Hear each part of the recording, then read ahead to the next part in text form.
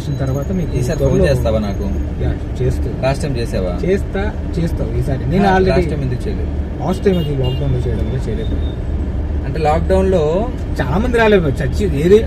నేను చచ్చిపోతున్నాను రా బాబు నేను రానని చెప్పేసి బోల్డ్ మంది ఫోన్లు ఎత్తడం మానేశారు.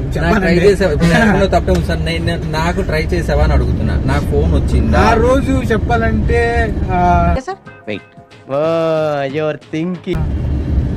మనం ఇద్దరం ఇదిగా లేవు చెప్పాలి.